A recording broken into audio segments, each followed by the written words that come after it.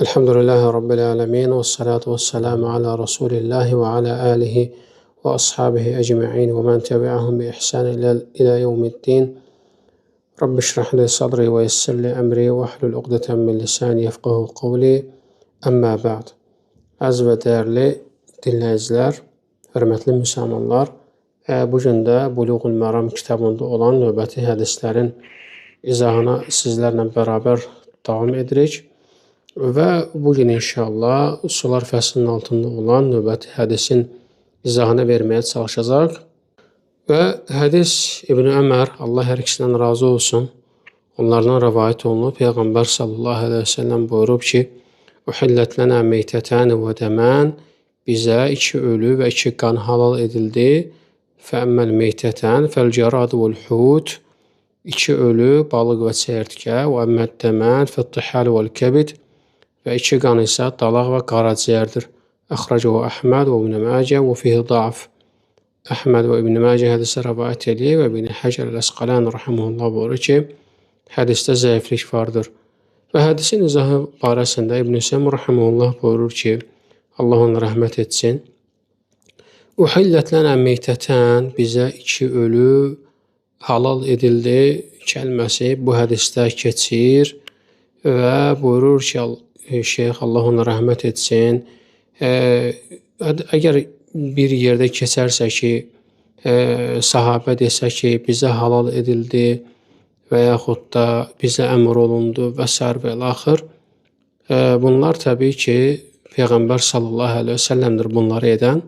Təbii ki, Allahın izni ilə, Allahın icazəsi ilə, Allah tərəfindən Allah Resulü sallallahu əleyhi və səlləm bunları edib. Və amma Peyğəmbər sallallahu əleyhi və səlləm desə ki, halal edildi, əmr olundu, haram olundu, bunu Peyğəmbər sallallahu əleyhi və səlləm qeyd eləsə, təbii ki, bunları bizə halallaşdıran, haramlaşdıran və yaxud da əmr eləyən uca Allahdır. Hədisdə qeyd olunan bizə iki ölü heyvan və iki qan halal edildi sözünə gəldikdə isə, bu uca Allah Subhanahu wa Taala'nın Maidə surəsi 3-cü ayəsindən bir istisnadır. Uca Allah buyurur ki, "Hurrimet aleykumul meytetu ve'd-demu", sizə ölü heyvan və qan haram edildi. Və məlumdur ki, ölü heyvan və qan murdardır, çünki onlar haramdır.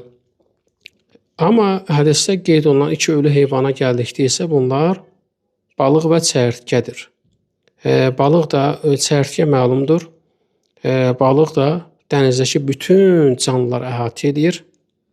Dənizdə olan bütün canlılar balıqdır və onların ölüsü halaldır. Yəni pulcuqlu, pulcuqsuz olsun, sümüklü olsun, sümüksüz olsun və yaxud da balığa bənzəməyən yəni bir şəkildə olsun, fərq etməz. Əgər madam ki, nə qədər ki, bu heyvan yəni dənizdə yaşayır, dəniz məhsuludur, onun ölüsü də halaldır. Yəni tutaq ki, misal insan dənizdədir, üzdüyü zaman suyun üzərinə yeni qalxmış, yəni hansı ki artıq həyatını artıq itirmiş, ölmüş bir balıq görsə, bu onun üçün halaldır. Onun yeyilməsi, onun qəbulu onun üçün tam olaraq halaldır və bunda heç bir şək, şübhə olmalı deyil. Bu bir məsələ və həmçinin də hədisdə qeyd olunan iki qan isə ki, bizə halal edildi. Qaraciyər məlumdur və bir də dalaqdır.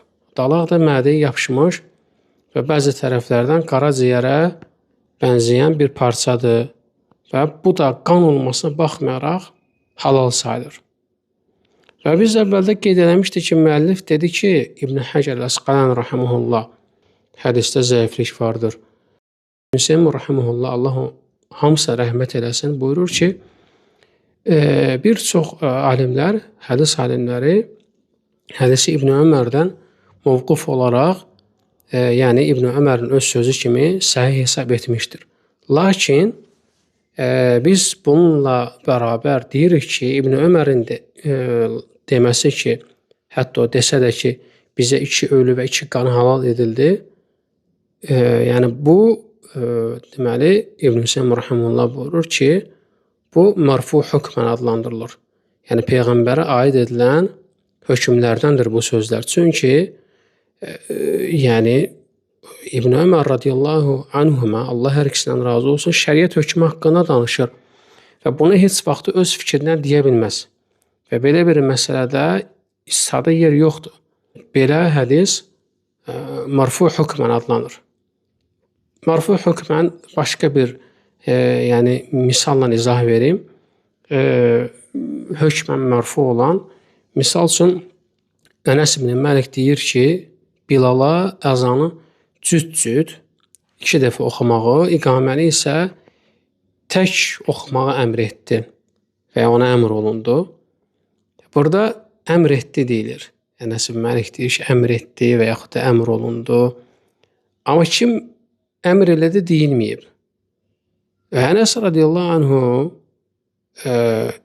deməli burada kimin əmr elədiyini öz kəlamında qeyd etməmişdir. Lakin hamıya aydındır ki, əmr eləyən, necə ki biz əvvəldə qeyd eləmişdik, sahabə deyibsə, əmr eləyən Peyğəmbərdir sallallahu aleyhi və səlləm. Çünki şəriət hökmləri sahəsində əmr verən yalnız Rasulullah sallallahu aleyhi və səlləm ola bilər. Ona görə də əmr eləyənin adı çəkilməsə də, hamı bilir ki, bu əmrin sahibi Peyğəmbərdir sallallahu aleyhi və səlləm. Buna qeyd edilir ki, belə bir ləfzlər mərfu hökmən adlanır. Yəni Peyğəmbərin sallallahu aleyhi və səlləm adı çəkilməsə də hökm baxımından Peyğəmbərə aid edilir. Çünki başqasının belə bir əmr verməsi mümkün deyil.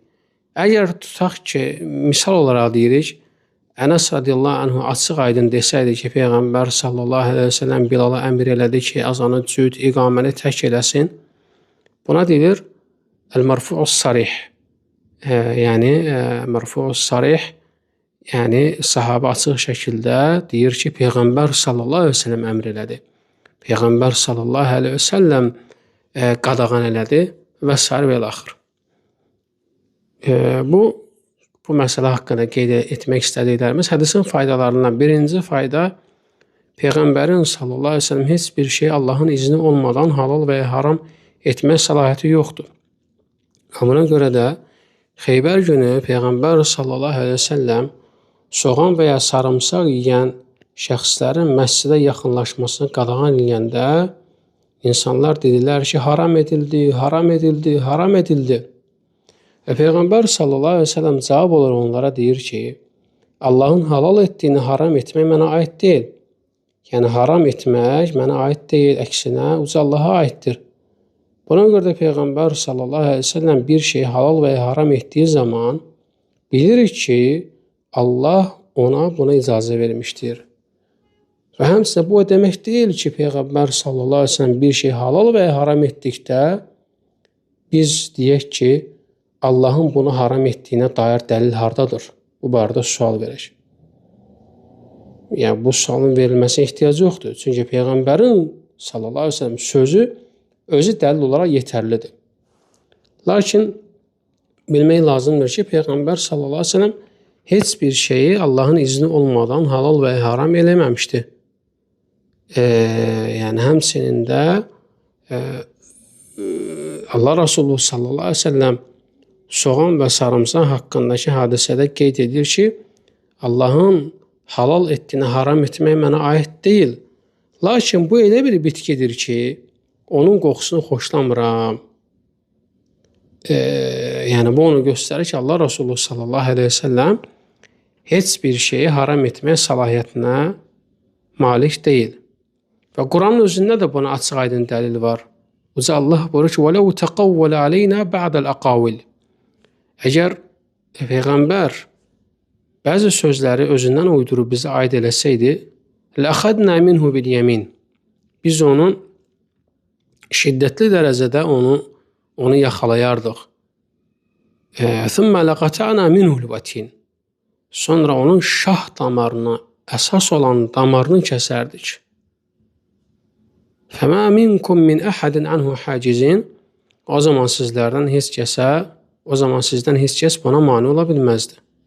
Deməli, Peyğəmbər sallallahu əleyhi və səlləm Allah haqqında uydurma söz deməkdən məsumdur. Allah Resulü sallallahu əleyhi və səlləm Allah haqqında şəriət barəsində xəbər veribsə, hamısı Allah tərəfindəndir.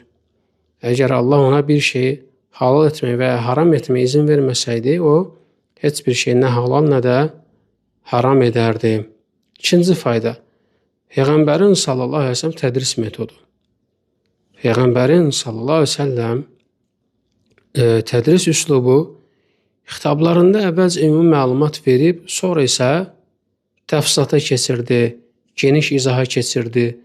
Yəni Allah Resulü sallallahu əleyhi və səlləm qeyd etdiyimiz hadisədə buyurur ki, 2 ölü heyvan və 2 qan bizə halal edildi. Və insanlar dərhal fikirləşərdilər ki, görəsən bunlar hansıdır? Yəni, təbii ki, bunun açıqlaması ehtiyac var. Və insanlar bu barədə düşünəcəkdilər. Və ona görə də Allah Resulü sallallahu əleyhi və səlləm açıqlama verir. 2 ölü heyvan, balıq, çəyirtkə və həmçində 2 qan, qaraciyər və bir də dalaqdır. Ona görə də ümumi məlumat verib sonra təfsilat vermək İbn Seymin, Allah ona rəhmət eləsin, şeyx, böyük alim qeyd edir ki, şübhəsiz ki, bu bəlağətin ən yüksək üslublarındandır. Və növbəti fayda isə çəyirtkənin ölüsü halaldır. İnsan onu qovursa da və ya qaynar suya atsa da bu halaldır. Və buyurur ki, Şeyx Rahiməhullah, çünki bu insanın əməlinin nəticəsidir. Yaxşı, bəs əgər çəyirtkəni yerdə ölü tapsaq, halaldır yoxsa ki, yox. Buyurur ki, Rahiməhullah, Allah ona rəhmət eləsin, halaldır. Yalnız əgər onun zəhərli bir maddədən öldüyünü bilsək, məsələn, üzərinə zəhərli dərmanlar səpilmiş və ölmüşsə, o zaman deyirik ki, onu yeməyin. Çünki bu zərər gətirir. İslam dininin əsas qaydalarından da biri budur ki, lə darara və lə dirar. Nə zərər vurma, nə də zərər görmək olmaz. Əgər kimsə belə bir sual versə, yerdə yaşayan, yəni quruda yaşayan bir heyvanın ölüsünün halal olmasının hikmət nədir? Alimlər belə cavab veriblər ki, bunun hikməti, misal olaraq edək, çəyirtkə deyək, onun qansız olmasıdır.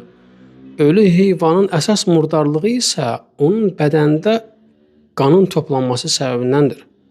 Buna görə də heyvan kəsilib qanı axıdılanda onun əti artıq halal olur.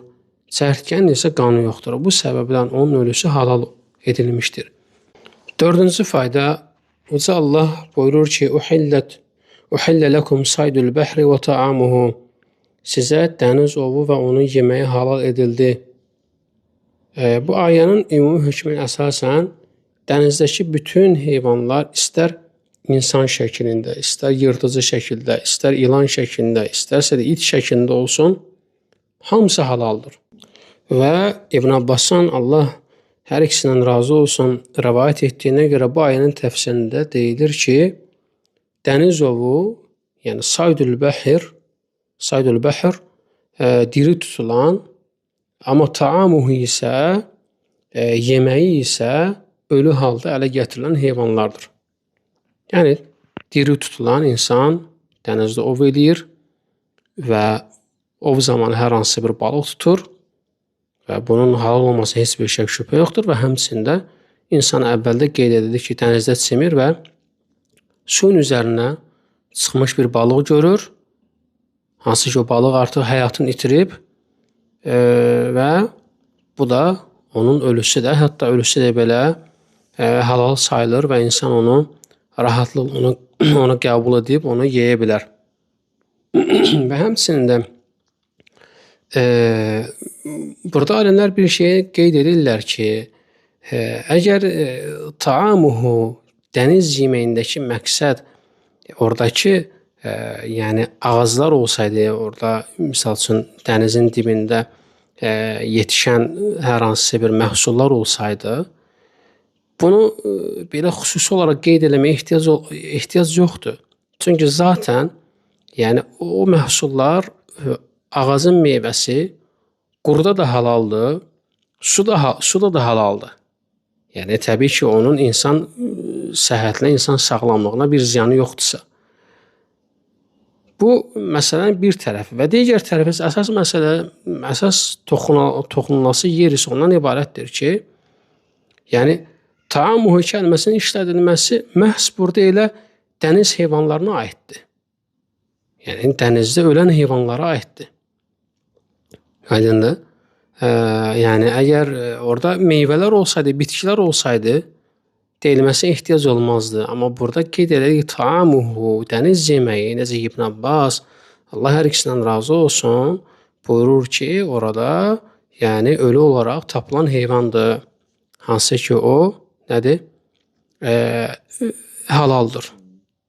Onun qəbul edilməsində şəriət ona icazə verib və insan rahatlığına yeyə bilər. 5-ci fayda.